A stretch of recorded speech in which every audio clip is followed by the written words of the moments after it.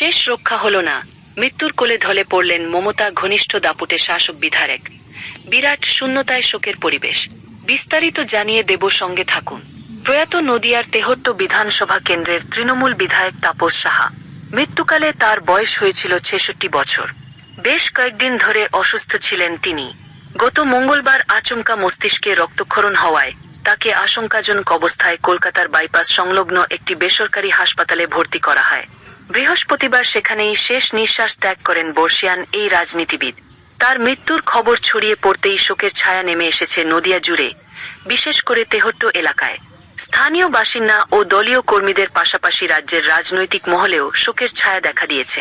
দীর্ঘদিন ধরেই এলাকার জনপ্রিয় নেতা হিসেবে পরিচিত ছিলেন তাপস সাহা।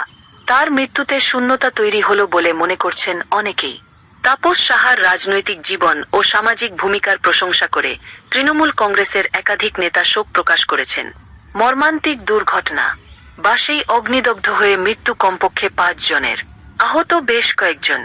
গতকাল রাতের এই ভয়ঙ্কর দুর্ঘটনার খবর ছড়িয়ে পড়তেই এলাকায় নেমে আসে শোকের ছায়া। লখনউয়ের মোহনলালগঞ্জ এলাকায় কিষান পথে একটি বেসরকারি বাসে আগুন লাগার ঘটনা ঘটে। জানা গিয়েছে বাসটি দিল্লি থেকে বিহার যাচ্ছিল। প্রাথমিকভাবে পুলিশের অনুমান বাসটিতে প্রায় ৬০ জন যাত্রী ছিলেন।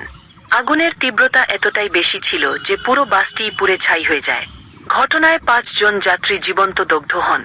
স্থানীয় বাসিন্দারা জানিয়েছেন, আগুনের শিখা ১ কিলোমিটার দূর থেকেও দেখা যাচ্ছিল। আগুন লাগার খবর পাওয়া মাত্রই আশেপাশের এলাকার লোকজন ঘটনাস্থলে পৌঁছে দমকল বাহিনীকে খবর দেন। দমকলের ইঞ্জিন এসে অনেক চেষ্টার পর আগুন নিয়ন্ত্রণে আনে, কিন্তু ততক্ষণে পুরো বাসটি পুড়ে গেছে। প্রাথমিক তদন্তে দমকলের অনুমান শর্ট সার্কিট থেকেই আগুন লাগার ঘটনা ঘটে।